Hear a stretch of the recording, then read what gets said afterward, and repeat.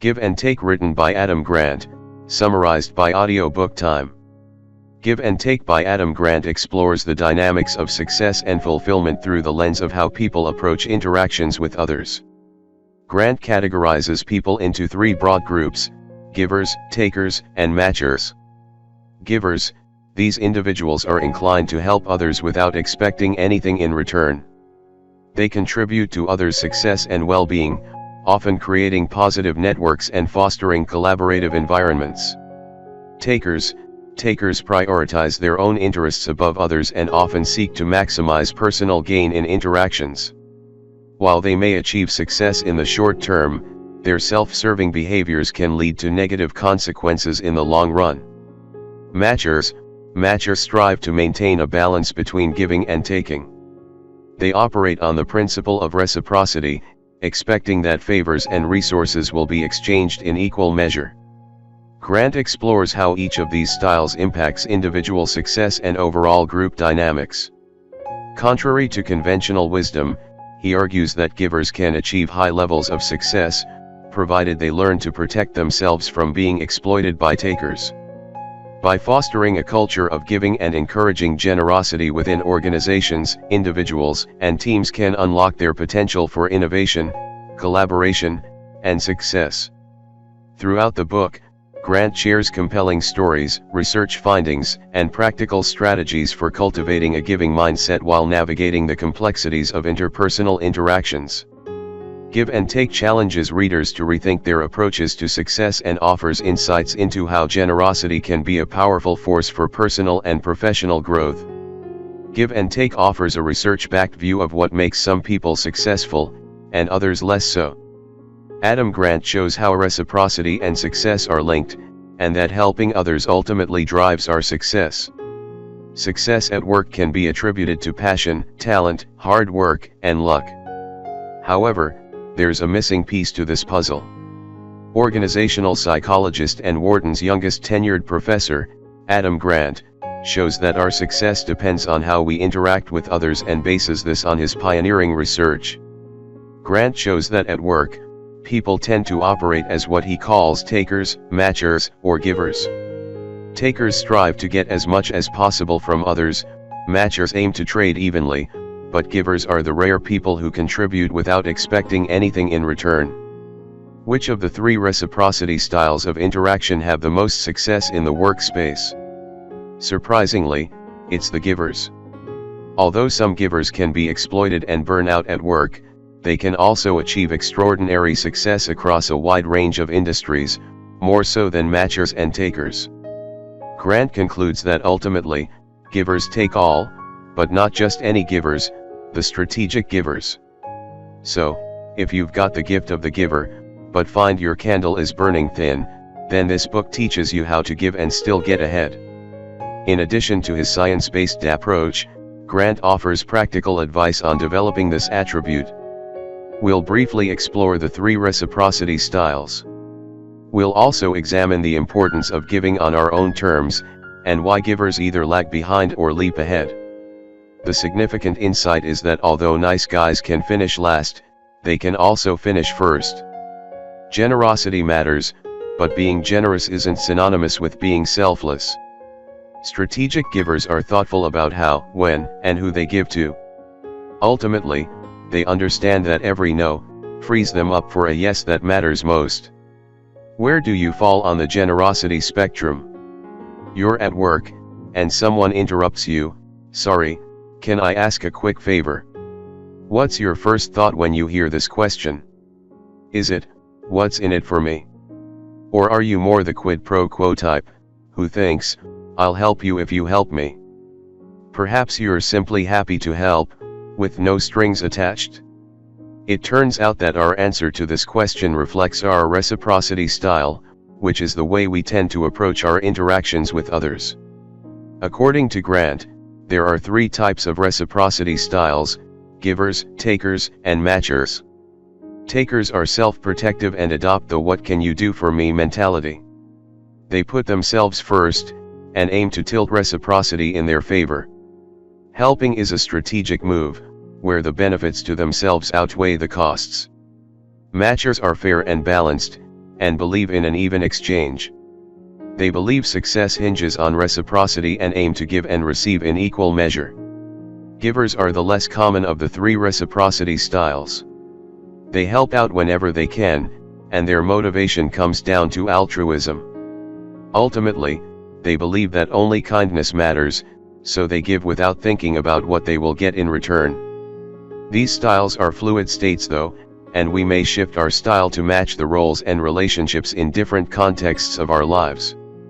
For example, we may be overly cautious at work, choose to be a matcher, or perhaps look out for our best interests and be a taker. At home, we may be a giver, giving with an open heart and with no expectations. To be a matcher seems a safe way to live, but is this style the most effective and productive way to go about business? When it comes to the workplace, Grant turned to research to find out who ultimately succeeds, takers, matchers, or givers. Givers, matchers, and takers in the workplace. You may be wondering why givers are the most successful at work. After years of studying the dynamics of success and productivity, Grant's research demonstrates that givers can sink to the bottom of the success ladder across a wide range of occupations. Givers help others perform better, but sometimes to the detriment of their own success. Givers also tend to do more favors than they get in return, and can run out of time when completing their work. In engineering, one study showed that out of a pool of 160 engineers, the least productive and effective engineers were givers. They made more errors, missed deadlines, and had the most unfinished tasks.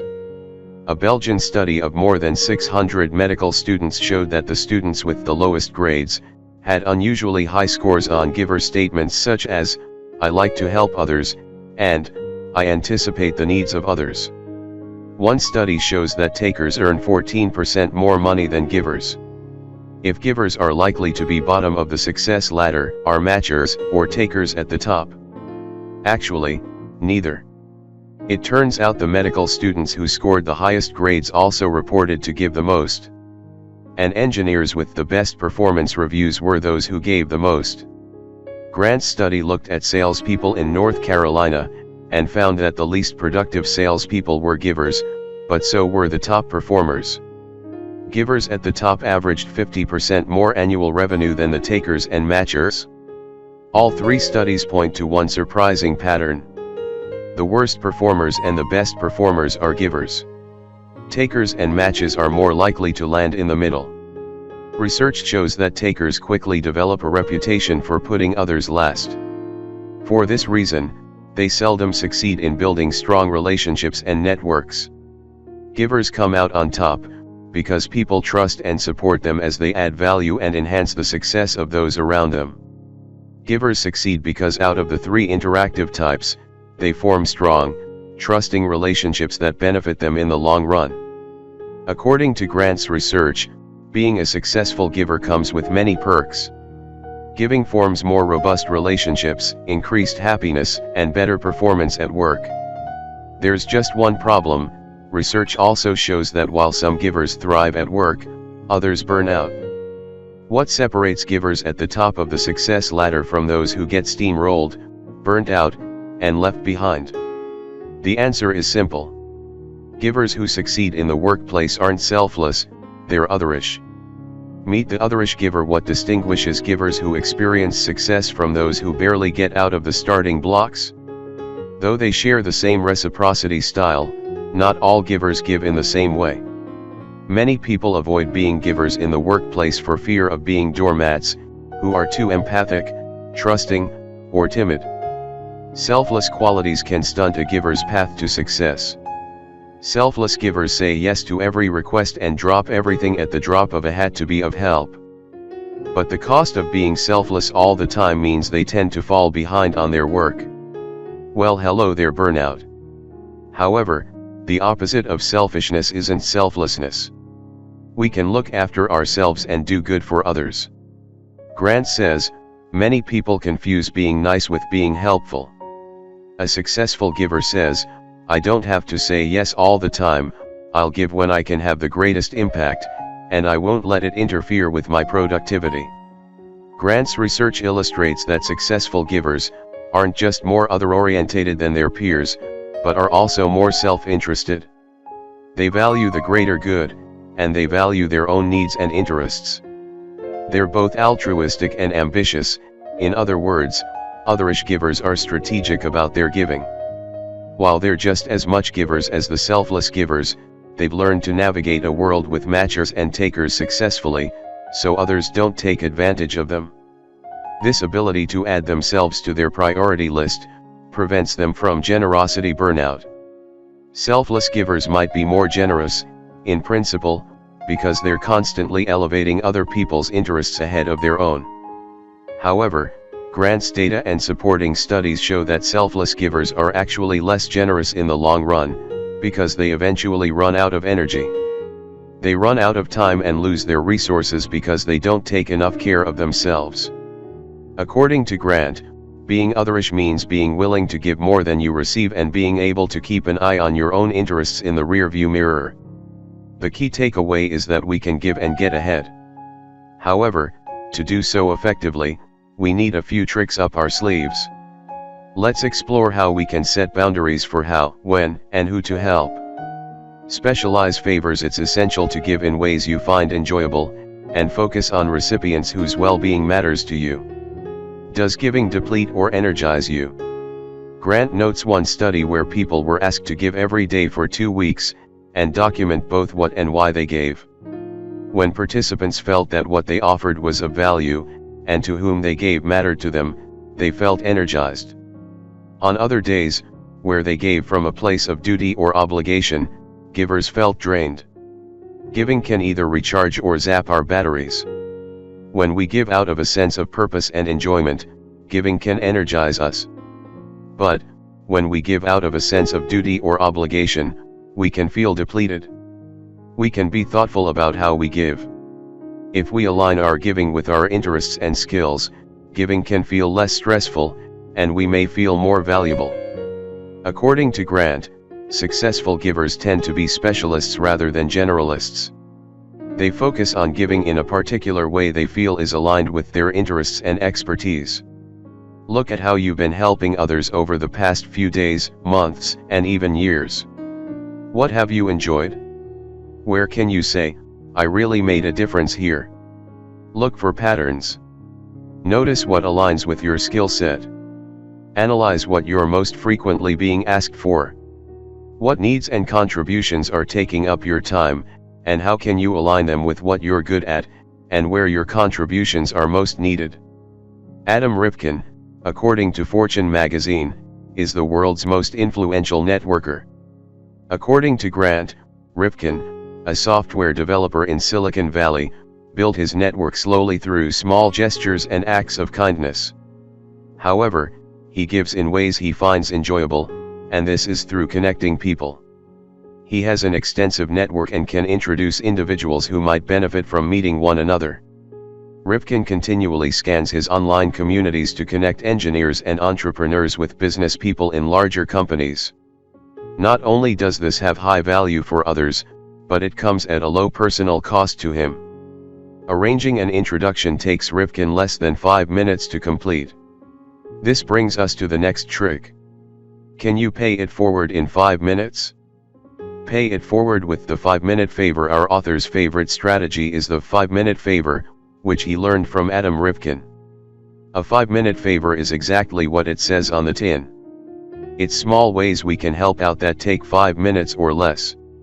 A 5-minute favor can be as simple as making introductions, giving small pieces of advice, or taking time to give someone feedback on an idea. We can find many small ways to add considerable value.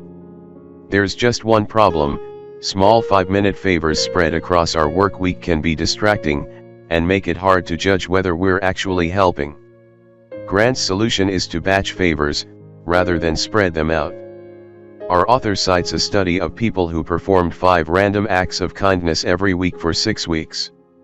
Those who condensed giving into 1 day per week, felt happier than those who scattered giving throughout the week. Knowing when to give can help boost energy and still allow us to meet our deadlines. However, givers need to protect their time. Limit time availability. When we freely give to others without blocking time to spend on our most important tasks, we kill our productivity. Selfless givers spend too much time advancing other people's agendas and not enough time advancing their own. Give we must, but we also have to learn to strike a balance between giving to others and giving to ourselves.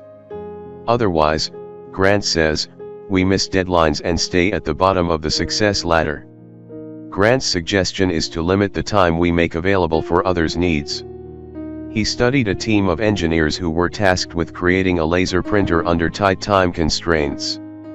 The team developed a norm for reactive giving, and were always ready to help each other at the drop of a hat. However, frequent interruptions were delaying progress. They were helping others during the day and then working nights to finish their own tasks. This wasn't a sustainable solution. Harvard Business School professor Leslie Perlow proposed an experiment. She challenged the engineering team to set aside windows during which they could not interrupt one another. After some trial and error, they earmarked Tuesdays, Thursdays, and Fridays from 9 until 5 for quiet time, leaving the rest of the week for collaborative work and helping one another solve problems. The result? Quiet time yielded above-average productivity for more than 2/3 of the engineers.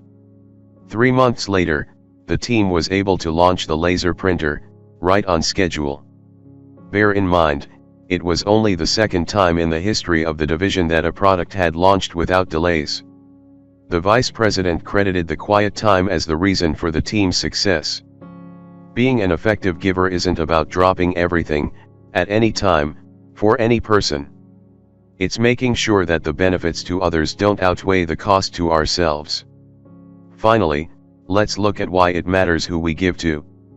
Keep an eye out for takers. Give to people who will pay it back, or pay it forward. In other words, watch out for takers. A classic example of a taker is Kenneth Lay, a former Enron CEO.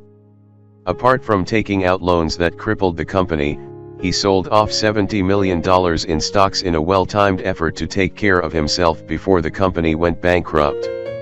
Enron's demise left 20,000 employees jobless, most losing their life savings. Although some takers are easy to spot, others, as Grant puts it, can be fakers. So how do we spot a taker in a giver's clothing? Takers typically promote themselves eagerly. They favor words such as I and mine, rather than we and ours. They treat people below them differently, they kiss up, and they kick down. They tend to be cold or short towards people they feel they can't benefit from, while unabashedly flattering towards people they think can help them get ahead. Faker takers create an excellent impression until they get what they want. So the moral of the story is to give people a chance, but if they prove to takers, dare to draw the line. In conclusion, no man is an island. How we work together and willingly give time, energy, and expertise does matter in terms of success and productivity. And remember that the road to exhaustion is often paved with good intentions.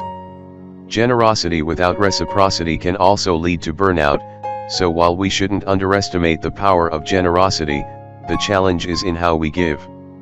How we give mustn't come with the trade-off of sacrificing our well-being and success.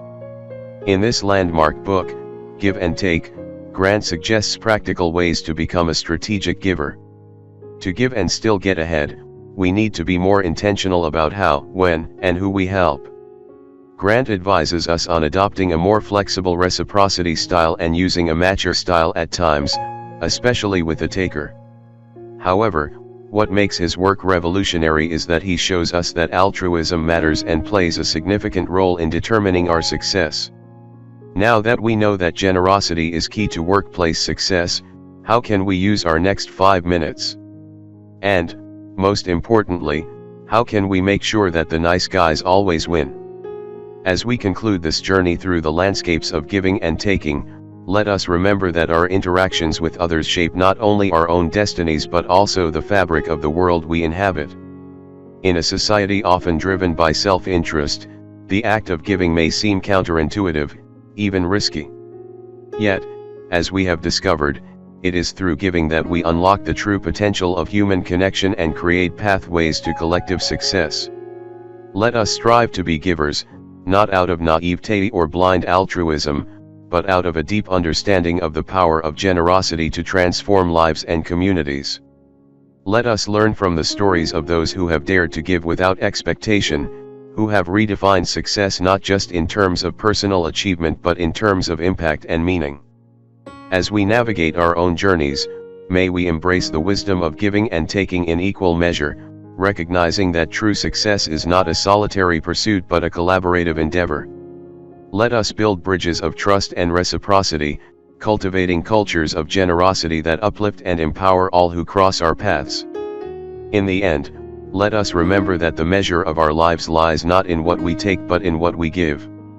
And in giving, may we discover the boundless potential of the human spirit to create a world where kindness reigns, and where each act of generosity ripples outward, shaping a brighter, more compassionate future for generations to come.